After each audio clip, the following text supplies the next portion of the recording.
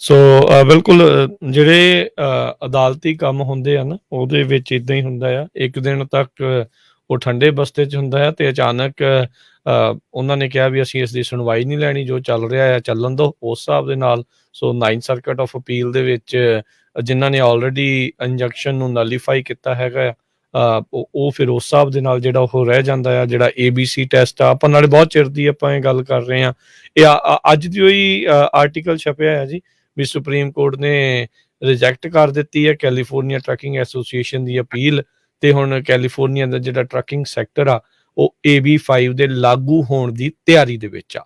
ਸੋ ਇਹ ਉਹਨਾਂ ਦਾ ਮੇਨ ਜਿਹੜਾ ਉਹ ਹੈਡਿੰਗ ਹੈ। ਫਰੇਟ ਵੇਵਜ਼ ਨੇ ਜਿਹੜੀ ਇਹ ਖਬਰ ਆਰਟੀਕਲ ਜਿਹੜਾ ਉਹ ਛਾਪਿਆ ਆ।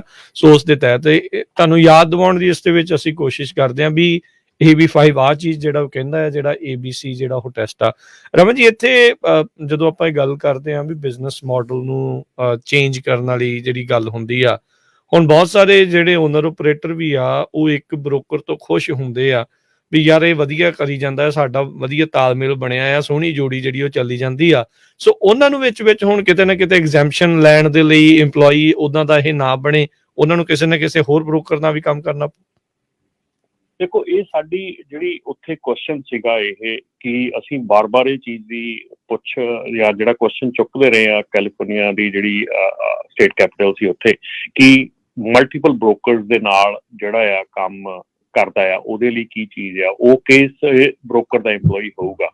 ਸੋ ਲਿਟਰਲੀ ਇਸ ਵੇਲੇ ਜਿਹੜੀ ਆ ਕਿ ਉਹਨਾਂ ਜਿਹੜੀ ਬਿਜ਼ਨਸ ਟੂ ਬਿਜ਼ਨਸ ਐਗਜ਼ਾਮਸ਼ਨ ਦਿੱਤੀ ਹੈਗੀ ਆ, ਉਹਦੇ ਵਿੱਚ ਇਹ ਕਿਹਾ ਗਿਆ ਹੈਗਾ ਹੁਣ ਜੇ ਬ੍ਰੋਕਰ, ਹੁਣ ਕਈ ਬ੍ਰੋਕਰ ਹੈਗੇ ਆ ਉਹਨਾਂ ਦੀ ਟਰੱਕਿੰਗ ਕੰਪਨੀ ਨਹੀਂ ਹੈਗੀ, ਠੀਕ ਹੈ ਨਾ, ਉਹ ਸਿਰਫ ਤੇ ਸਿਰਫ ਬ੍ਰੋਕਰੇਜ ਹੈਗੀ ਆ, ਜਿਵੇਂ ਕਿ ਕਈ ਬ੍ਰੋਕਰ ਹੈਗੇ ਆ। ਸੋ ਜੇ ਤੁਸੀਂ ਉਹ ਬ੍ਰੋਕਰ ਕੋ ਕੰਮ ਕਰਦੇ ਆ, ਬੇਸਿਕਲੀ ਤੁਹਾਡਾ ਕੀ ਆ ਕਿ ਤੁਸੀਂ ਬ੍ਰੋਕਰੇਜ ਕੋ ਕੰਮ ਲੈ ਰਹੇ ਆ, ਤੁਸੀਂ ਦੋਨੋਂ ਜਾਣੇ ਸੇਮ ਲਾਈਨ ਆਫ ਬਿਜ਼ਨਸ 'ਚ ਨਹੀਂ ਆਉਂਦੇ, ਸੋ ਪ੍ਰੋਂਗ ਵੀ ਤੁਹਾਡੇ ਤੇ ਲਾਗੂ ਨਹੀਂ ਹੁੰਦੀ, ਠੀਕ ਹੈ ਨਾ। ਸੋ ਜੇ ਤੁਸੀਂ ਕਿਸੇ ਬ੍ਰੋਕਰ ਦੇ ਨਾਲ ਕੰਮ ਕਰ ਰਹੇ ਹੋ ਜਿਹਦੀ ਆਪਣੀ ਟਰੱਕਿੰਗ ਕੰਪਨੀ ਨਹੀਂ ਹੈਗੀ ਔਰ ਉਹ ਉਸ ਟਰੱਕਿੰਗ ਕੰਪਨੀ ਦੇ ਉੱਤੋਂ ਤੁਹਾਨੂੰ ਲੋਡ ਨਹੀਂ ਆ ਰਿਹਾ ਹੈਗਾ, ਸੋ ਡੈਫੀਨੇਟਲੀ ਤੁਸੀਂ ਉਸ ਚੀਜ਼ ਨੂੰ ਕੁਆਲੀਫਾਈ ਕਰਦੇ ਹੈਗੇ। ਜ਼ਰੂਰੀ ਅਸੀਂ ਤਾਂ ਕਿਹਾ ਸੀਗਾ ਮਲਟੀਪਲ ਬ੍ਰੋਕਰ ਦੇ ਨਾਲ, ਕਿਉਂਕਿ ਮੈਜੋਰਟੀ ਟਾਈਮ ਜਿਹੜਾ ਆ ਉਹ ਤੁਸੀਂ ਮਲਟੀਪਲ ਬ੍ਰੋਕਰਸ ਨਾਲ ਹੀ ਕੰਮ ਕਰਦੇ, ਕਿਉਂਕਿ ਕੋਈ ਵੀ ਬਹੁਤ ਘੱਟ ਐਸੇ ਬ੍ਰੋਕਰ ਹੈਗੇ ਆ ਜਿਨ੍ਹਾਂ ਦੇ ਕੋਲੋਂ ਕੈਲੀਫੋਰਨੀਆ ਦੇ ਵਿੱਚੋਂ ਖਾਸ ਕਰਕੇ ਆਊਟਬਾਊਂਡ ਵੀ ਹੋਵੇ ਤੇ ਇਨਬਾਊਂਡ ਵੀ ਸੇਮ ਬ੍ਰੋਕਰ ਕੋ ਹੋਵੇ। ਜੇ ਤੁਸੀਂ ਆਊਟਬਾਊਂਡ ਇੱਕ ਬ੍ਰੋਕਰ ਕੋ ਕਰਦੇ ਆ ਤੇ ਇਨਬਾਊਂਡ ਤੁਸੀਂ ਹਮੇਸ਼ਾ ਦੂਜਾ ਬ੍ਰੋਕਰ ਹੁੰਦਾ ਆ, ਕੋਈ ਹੋਰ ਹੁੰਦਾ ਹੈ। ਕਈ ਬਹੁਤ ਘੱਟ ਚਾਂਸਿਸ ਹੁੰਦੇ ਆ ਜਿੱਥੇ ਕਿ ਤੁਹਾਨੂੰ ਰਾਊਂਡ ਟ੍ਰਿਪ ਸੇਮ ਬ੍ਰੋਕਰ ਕੋਲੋਂ ਮਿਲਦਾ ਹੈਗਾ। ਸੋ ਪਰ ਜੇ ਉਸ ਬ੍ਰੋਕਰ ਦੀ ਟਰੱਕਿੰਗ ਕੰਪਨੀ ਨਹੀਂ ਹੈਗੀ ਤਾਂ ਡੈਫੀਨੇਟਲੀ ਤੁਸੀਂ ਉਸ ਸੈਕਟਰ ਦੇ ਵਿੱਚ, ਉਸ ਏਰੀਆ 'ਚ ਨਹੀਂ ਆਉਂਦੇ। ਪਰ ਇਹ ਤੁਹਾਡੇ ਨਾਲ ਦੇ ਨਾਲ ਉਸ ਬ੍ਰੋਕਰ ਨੂੰ ਸੋਚਣ ਦੀ, ਉਸ ਇੰਪਲੋਇਰ ਨੂੰ ਸੋਚਣ ਦੀ ਵੀ ਲੋੜ ਹੈਗੀ ਆ ਕਿ ਉਹਨੇ ਤੁਹਾਨੂੰ ਕਿਸ ਸੈਕਸ਼ਨ 'ਚ ਰੱਖਣਾ ਹੈਗਾ। ਸੋ ਇਹ ਸਾਰੇ ਦਾ ਸਾਰਾ ਜਿਹੜਾ ਕਾਨੂੰਨ ਹੈਗਾ ਸਿਰਫ ਓਨਰ ਆਪਰੇਟਰ ਨੂੰ ਸੋਚਣ ਲਈ ਮਜਬੂਰ ਨਹੀਂ ਕਰਦਾ, ਇਹ ਮੈਜੋਰਟੀ ਹਿੱਸਾ ਜਿਹੜਾ ਹੈਗਾ ਇਹ ਇੰਪਲੋਇਰ ਦੇ ਲਈ ਆ, ਉਹਦੇ ਸੋਚਣ ਵਾਸਤੇ ਆ ਕਿ ਜਦੋਂ ਉਹਨੇ ਬੰਦਾ ਹਾਇਰ ਕਰਨਾ ਉਹਨੇ ਉਹਨੂੰ ਕਿਸ ਕੈਟੇਗਰੀ ਦੇ ਵਿੱਚ ਲੈ ਕੇ ਜਾਣਾ, ਓਨਰ ਆਪਰੇਟਰ ਜਾਂ ਇੰਪਲੋਈ ਦੀ। ਇਹ ਮੈਜੋਰਟੀ ਜਿਹੜੀ ਚੀਜ਼ ਹੈ ਇਹ ਕੰਪਨੀ ਦੇ ਸੋਚਣ ਦੀ ਗੱਲ ਹੈਗੀ ਹੈ, ਨਾ ਕਿ ਓਨਰ ਆਪਰੇਟਰ। ਜੀ ਜੀ, ਆਪਣੇ ਅਗਲੇ ਕਾਲਰ ਨੇ ਕਮਲਜੀਤ ਜੀ, ਸਤਿ ਸ਼੍ਰੀ ਅਕਾਲ। ਹਾਂਜੀ ਕਮਲ, ਸਤਿ ਸ਼੍ਰੀ ਅਕਾਲ ਜੀ। ਹਾਂਜੀ ਭਾਜੀ, ਮੈਂ ਥੋੜਾ ਜਿਹਾ ਪ੍ਰੋਗਰਾਮ ਹੁਣੀ ਓਪਨ ਕੀਤਾ, ਹੁਣੀ ਸੁਣਨਾ ਸ਼ੁਰੂ ਕੀਤਾ। ਮੈਂ W2 ਦੀ ਗੱਲ ਚੱਲ ਰਹੀ ਸੀ ਜੋ ਟਰੱਕਿੰਗ ਬਾਰੇ ਨਵਾਂ ਰੂਲ ਆਇਆ। ਮੇਰੀ ਇੱਕ ਰਿਕੁਐਸਟ ਸੀਗੀ, ਜਿੱਦਾਂ ਕਿ ਇੰਡੀਪੈਂਡੈਂਟ ਕੰਟਰੈਕਟਰ ਜਿਹੜੇ ਉਬਰ ਵਾਸਤੇ ਕੰਮ ਕਰਦੇ ਨੇ ਜਾਂ ਡੋਰਡੈਸ਼ ਜਾਂ ਦੂਸਰੀਆਂ ਕੰਪਨੀਜ਼ ਵਾਸਤੇ ਕਰ ਰਹੇ ਆ, ਉੱਥੇ ਡਰਾਈਵਰ ਮੈਕਸੀਮਮ ਕਾਫੀ ਲੋਕ ਲੈਣਾ ਚਾਹੁੰਦੇ ਨੇ W2, ਬਟ ਉਬਰ ਜਾਂ ਦੂਸਰੀ ਇਹ ਰਾਈਡ ਸ਼ੇਅਰਸ ਹੈ ਇਹ ਨਹੀਂ ਦੇਣੀਆਂ ਚਾਹੁੰਦੀਆਂ, ਤੇ ਉਹ ਐਮਪਲਾਈ ਕੀ ਕਰਨ ਭਾਜੀ? Thank you.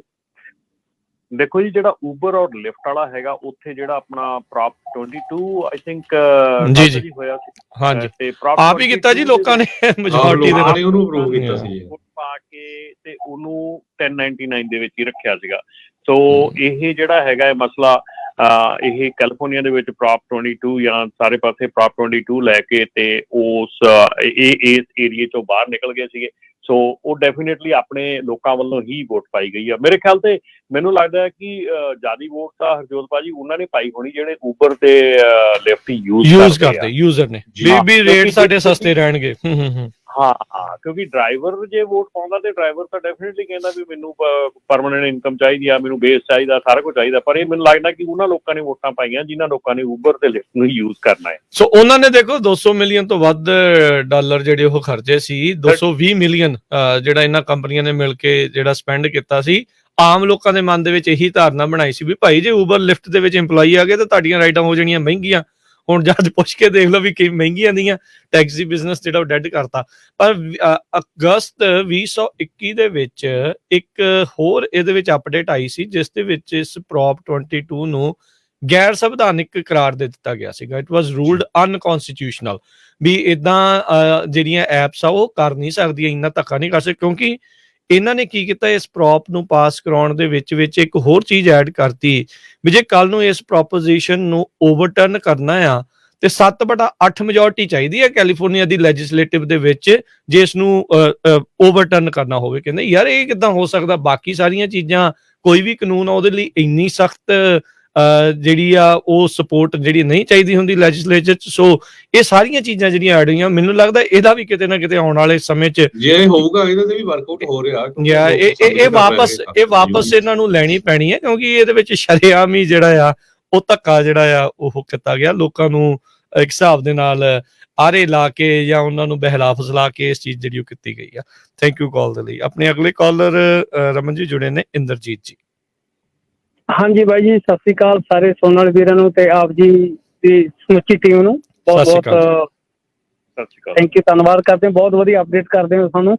ਤੇ ਸਿਰਫ ਇੱਕ ਮੈਂ ਛੋਟੀ ਜਿਹੀ ਗੱਲ ਕਹਿਣ ਵਾਸਤੇ ਕਾਲ ਕੀਤੀ ਸੀ ਵੀ ABD 5 ਲੱਗ ਰਿਹਾ, ਉਹਦੇ ਵਿੱਚ ਥੋੜਾ ਜਿਹਾ ਬ੍ਰੇਕੀ ਚ ਕਿਸੇ ਦਿਨ ਪ੍ਰੋਗਰਾਮ ਕਰਿਓ ਜੀ, ਥੋੜੇ ਕੀ ਵਾਧੇ ਘਾਟੇ ਆ ਸਾਰੇ, ਹਨਾ, ਬਸ ਇੰਨੀ ਕੁ ਬੇਨਤੀ ਹੈ ਜੀ। Thank you. ਠੀਕ ਆ ਜੀ, ਧੰਨਵਾਦ ਜੀ ਜੀ, ਬਹੁਤ ਸ਼ੁਕਰੀਆ ਸੋਨੀ। ਬਿਲਕੁਲ ਆਪਾਂ ਇੱਕ ਵਾਰੀ ਫੇਰ, ਕਿਉਂਕਿ ਆਪਾਂ ਪਹਿਲਾਂ ਵੀ ਕਰਦੇ ਰਹੇ ਜਦੋਂ ਇਹ AB5 ਪ੍ਰਪੋਜ਼ ਕੀਤਾ ਗਿਆ ਸੀ, ਕੀ ਇਸ ਦੇ ਵਿੱਚ ਮੱਦਾਂ ਰੱਖੀਆਂ ਗਈਆਂ ਸੀ, ਕਿੰਨੂੰ ਐਗਜ਼ੈਂਪਸ਼ਨ ਆ, ਫੋਟੋਗ੍ਰਾਫਰ ਦੇ ਲਈ ਕੀ ਆ, ਇਹ ਇਸੇ ਤਰੀਕੇ ਦੇ ਨਾਲ ਕੋਈ ਡੈਕੋਰੇਟਰ ਆ ਉਹਦਾ ਕੀ ਆ।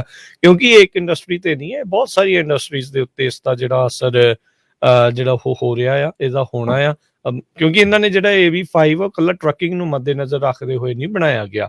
ਬਹੁਤ ਸਾਰੇ ਜਿਹੜੇ ਫ੍ਰੀਲਾਂਸ ਜਰਨਲਿਸਟ ਸੀਗੇ ਉਹ ਵੀ ਇਸ ਚੀਜ਼ ਤੋਂ ਖਫਾ ਸੀਗੇ, ਯਾਰ ਸਾਡੇ ਤੇ ਕਿੱਦਾਂ ਇੱਕ ਹਿਸਾਬ ਦੇ ਨਾਲ ਜਿਹੜਾ ਉਹ ਧੱਕਾ ਹੈਗਾ ਆ। ਸੋ ਕਾਫੀ ਕੁਝ ਇਸ ਦੇ ਵਿੱਚ ਤਬਦੀਲੀਆਂ, ਜਿਹੜੀਆਂ ਵੱਡੀਆਂ ਆਰਗੇਨਾਈਜੇਸ਼ਨ ਸੀਗੀਆਂ ਨਾ ਰਾਜਕਰਨ, ਤੇ ਉਹ ਐਗਜ਼ੈਂਪਸ਼ਨ ਲੈ ਗਈਆਂ ਸੀ, ਜਿੱਦਾਂ ਕੈਲੀਫੋਰਨੀਆ ਰੀਅਲ ਸਟੇਟ ਏਜੰਟ ਦੀ ਜਿਹੜੀ ਐਸੋਸੀਏਸ਼ਨ ਆ, ਨਰਸਿੰਗ ਵਾਲੇ ਦੀ, ਇੰਸ਼ੋਰੈਂਸ ਏਜੰਟ ਦੀ ਐਸੋਸੀਏਸ਼ਨ, ਉਹ ਵੱਡੀਆਂ ਸੀਆਂ, ਉਹਨਾਂ ਨੇ ਐਗਜ਼ੈਂਪਸ਼ਨ ਲੈ ਲਿਆ। ਸੋ ਜਿਹੜੇ ਰੀਅਲ ਸਟੇਟ ਏਜੰਟ ਵਾਲੇ ਆ ਉਹ AB5 ਚ ਨਹੀਂ ਆਉਂਦੇ। ਇਸੇ ਤਰ੍ਹਾਂ ਇੰਸ਼ੋਰੈਂਸ ਬ੍ਰੋਕਰ ਨਹੀਂ ਆਉਂਦੇ। ਬਹੁਤ ਸਾਰੇ ਲੋਕ ਬਿਜ਼ਨੈਸਸ ਆ ਜਿਹੜੇ ਐਗਜ਼ੈਂਪਸ਼ਨ ਲੈ ਗਏ ਸੀ ਕਿਉਂਕਿ ਉਹਨਾਂ ਨੇ ਉਸ ਟਾਈਮ ਤੇ ਐਕਟ ਕੀਤਾ ਵੀ ਭਾਈ ਆਹ ਚੱਕਰ ਆ। ਤੇ ਜੇ ਟਰੱਕਰਸ ਵੀ ਐਕਟ ਕਰਦੇ ਹੋ ਸਕਦਾ ਇਹੀ ਹੁੰਦਾ, ਪਰ ਜਿਸ ਤਰ੍ਹਾਂ ਨਵਰ ਜੀ ਨੇ ਦੱਸਿਆ ਵੀ ਉਹਦੇ ਤਾਂ ਸਾਰੇ ਸੁੱਤੇ ਰਹੇ ਹੈਗੇ ਆ,